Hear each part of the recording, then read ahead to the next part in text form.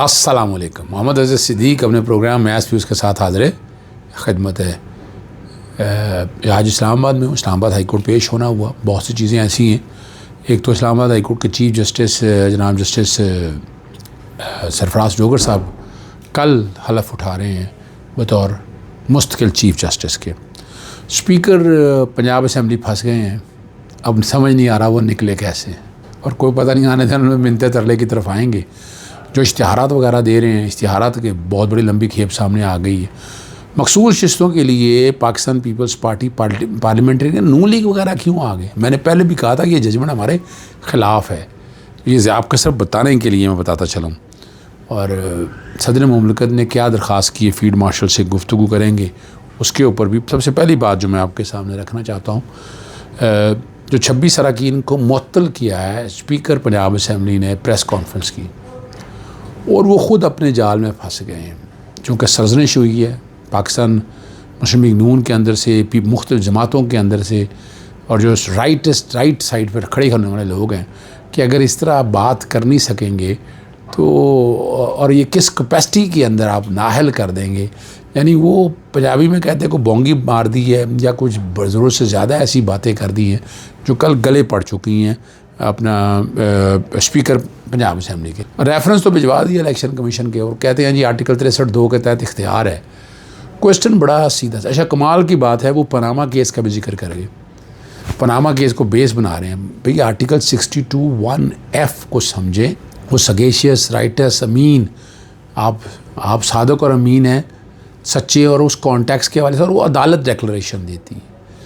जब 62(1)(f) के तहत आप डिसक्वालीफाई हो जाएं तो अगर वो आप ना आ सकें तो आप स्पीकर पर रेफरेंस भेजने का इख्तियार रखता है।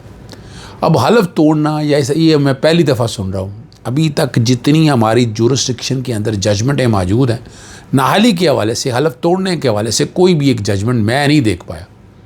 कानून का तालिब इल्म हूँ, हम भी समझते हैं चीज़ों को। मैं कोई एक ऐसी जजमेंट नहीं देख पाया कि जो इस हवाले से हो कि यहाँ पर आपने हलफ तोड़ा है तो आ जाए।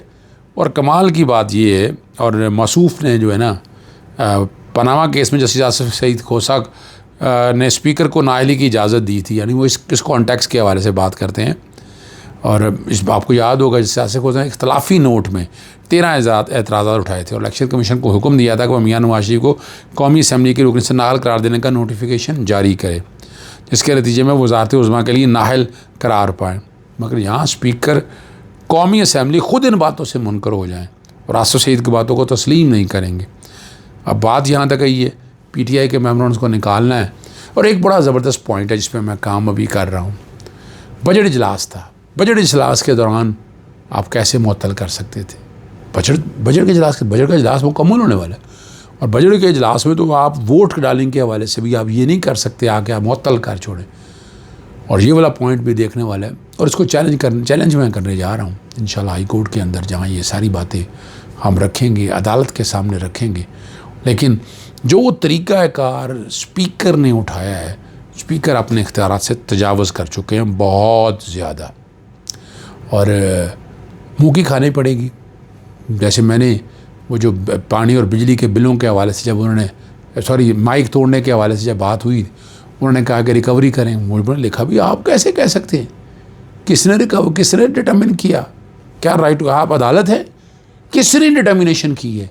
और ये सवाल सेक्रेटरी जनरल पंजाब असम्बली और स्पीकर पंजाब असम्बली को लिखा, मैंने लिखे, और बाकायदा ईमेल की है, व्हाट्सएप पे किया है उनको, और उनको वसूल कराया है कि आप अपने जो भी आपका ये फ़ैसला, इस फ़ैसले पे नज़रसानी करें, आपका इख्तियार नहीं है। हमने बस चेहरा दिखाया, वो बुरा मान जाए। यानी अगर सच बताएं तो बुरा नहीं मानना चाहिए, और आपको बिला वजह इन चीज़ों की तरफ नहीं आना चाहिए। और सुना है कि शायद मैंने तरले पे आ गए और अपोजिशन जमातों से राब्ते में कोशिश कर रहे हैं कि उनसे कुछ सुलह सफाई करके इस सारे मसले को अपने तरीके से वो सेटल डाउन कर सकें। लेकिन ये इतना आसान काम नहीं होगा। उनके लिए बड़े मसाइल बनेंगे, उनके लिए बहुत मुश्किलें आएंगी, ये आपने याद रखना है। नादरा, नैब, वापडा, disaster management authority, anti narcotics और सफारको दर्जनों इदारों आपको पता है कि भागदौड़ के लिए हाजिर सरवरी या साबिक फ़ौजी अफसरान के हाथ में है। ख्वाजा हसन इकबाल ने 2006 में दावा किया था कि 600 अहम तरीन सिविलियन अहदों पर फ़ौजी तैनात हैं। ये मुशर्रफ दौर था, उस वक्त याद होगा। इसलिए बोले आप अब पता नहीं क्यों नहीं बोल रहे, यानी वो बातें तो सवाल उठ रहे हैं। कुछ अर्सा कबल चेयरमैन नादरा जनरल मुनीर को लाहौर हाई कोर्ट ने उहदे हटाया, 2-3 दिन बाद दोबारा तैनाती हो गई थी, ये सस्पेंड हो गई थी जजमेंट। पिछले एक हफ्ते रिटायर्ड कैप्टन को नए अहदे पर तरक्की जो कि करप्शन में भी मुलव्वस थे। ये सुनने में जो बात आ रही है, यानी ब्यूरोक्रेसी के कॉन्टेक्स्ट के हवाले से बात आ रही है कि जहाँ तक आ जाती है। बताया ये जा रहा है कि 250 के करीब ऐसे लोग हैं जो रिटायर्ड या हाजिर सर्विस हैं, उनको लगाया गया है। अब एक और लोगों को भी तैनात कर दिया गया। अब इस पे सवालात उठ रहे हैं, लोग उठा रहे हैं सवालात कि आप ऐसे लोगों को तैनात क्यों कर रहे हैं, मेरिट कहाँ गया। अगर आना है मुकाबले के इम्तहान हो उसके आए, आप बराह रास्त तैनातियाँ नहीं कर सकते हैं। ये बात बड़ी वाज़ेह तौर पर आना है और इसीलिए लोग बात करते हैं, उंगली उठाते हैं ना। यानी ये सारा बोझ उठाए ना सिविलियन हुकूमत तो बोझ उठाती नहीं, और सारी बातें जो जाती हैं वो इन्हीं के ऊपर आती हैं। अल्टीमेटली उन्होंने फेस करना है, उन्हें देखना है, उनके ज़िम्मे जो पड़ जाएंगे, ठीक है ना जी। तो इसलिए बज़ाहिर लग यही रहा है कि उनके गले पड़ गई हैं चीज़ें। और क्या होता है आप अंदाज़ा लगा लें। मरियम सफदर को तस्वीरों का बहुत शौक़ है लगाने का, और मुख्तलिफ़ तस्वीरों में बातें हो रही, कभी बिल बोर्ड के ऊपर, कभी अखबारों के ऊपर, और करोड़ों रुपया अरबों रुपया इश्तिहारात के ज़िम्मे ज़ाया हो रहा है। अब पब्लिसिटी, यानी आपको पब्लिसिटी की क्या ज़रूरत है। यानी आप जो लोग हैं, यानी अब तो आजकल दौर बड़ा आसान है, सोशल मीडिया का दौर है। आप अपने गवर्नमेंट पंजाब अपना यूट्यूब चैनल बनाए, उसके ऊपर आप एडवर्टाइज़ करें, जो मर्ज़ी करें, उल्टा आपको पैसे मिलेंगे। अगर अच्छी आपका चैनल चल जाता है तो आपको मोनेटाइजेशन के ऊपर पैसे मिल सकेंगे। लेकिन अब यहाँ जो बातें हो रही हैं, और मुहर्रम में इश्तिहारात, सबीले, लंगर, पानी की बोतल, सब पर तशरीह हो रही थी। 10 रोज़ में गालिबन 20 करोड़ रुपए का जो बात फिगर सामने आई तशहीर पर खर्च हुए, और यह तशहीर लंगर न्याज वाली तशहीर से अलग है जो बातें कही जा रही। सर लाहौर के 18 बिल बोर्ड पर कितने खर्चा हुई रकम है वो आप अंदाज़ा लगा लें। क्या वाक़या करबला का यही पैगाम था? क्या वाक़या करबला ने यही कहा था हमें? अब ये सवाल उठते हैं, इनका जवाब देना पड़ेगा। खैबर पख्तूनख्वा में मखसूस नशिस्तों पर कानूनी जंग में नून लीग की जानब से भी घुसने की कोशिश की जा रही।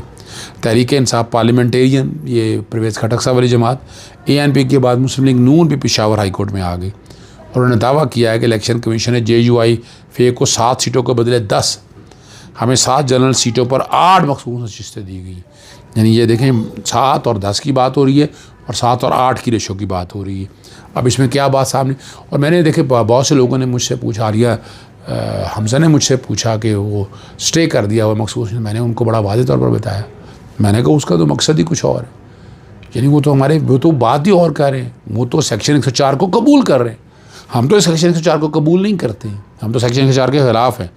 एक और बड़ा अहम मामला है, जस्टिस अनवार हुसैन का फ़ैसला आ गया।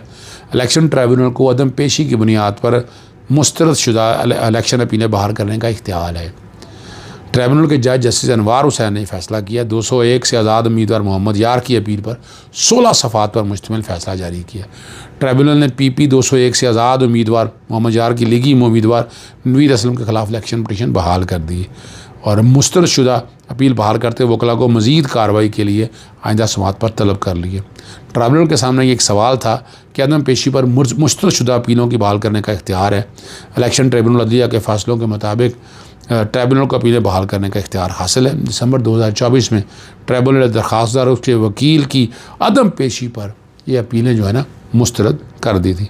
सरदार इलियास तनवीर जो बड़ी बातें, बड़े बड़े दावे करते थे, और पीपल्स पार्टी को ज्वाइन किया, इमरान खान पर इल्ज़ामात लगाए कि वो 15-20 करोड़ मांग लेते थे, महंगी टिकटें बेचते थे, PTI इमरान खान के बगैर चल सकती थी। अब वो बयान से मुकर गए हैं और अपने बयान को AI आर्टिफिशियल इंटेलिजेंस की तख्लीक करार दे रहे हैं। और तो इतनी जल्दी डर गए जब हमने कहा कि नहीं, इनके बारे में तो बहुत सी चीज़ें, जब ये सामने आई तो कौम को क्या जवाब दें। मैंने कहा, मेरे से तो रब्ता किया था मुझे एक बंदे ने, और उन्होंने सारी कहानी बताई थी कि वो क्या है लड़ाई, वो किरदार के बारे में बड़ी वजाहत के साथ बड़ी वाज़ेह थी। ठीक है ना जी। एक और बात, और आखिरी बात की तरफ चलते हैं। 26 नवंबर के बाद बैरिस्टर गौहर ने इस्लामाबाद की सेशन अदालत में दरख्वास्त जमा कराई थी, इस्तग़ासा जमा कराया गया था। वज़ीर दाखिला, IG, वज़ीर आला पंजाब कत्ल आम का ज़िम्मेदार ठहराया गया था। 7 माह से अरसा ज़्यादा गुजर चुका हुआ है, और अभी तक गालिबन कर्सरी स्टेटमेंट नहीं हो सकी। लोग सवाल करते हैं कर्सरी स्टेटमेंट होनी चाहिए फ़ौरी, मेरे पास तो जवाब नहीं है इस बात का। और मतीउल जान के मुताबिक सदर जरदारी की कुछ मजबूरियाँ सियासी मकासद और हिकमत अमली है।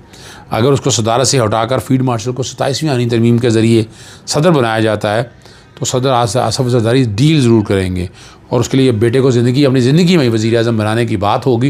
वैसे तो मरियम सफदर भी आ गई हैं, आगे जुनैद सफदर की भी तैयारी है। इजाज़त चाहता हूँ। अस्सलाम वालेकुम, अल्लाह हाफ़िज़। पाकिस्तान जिंदाबाद।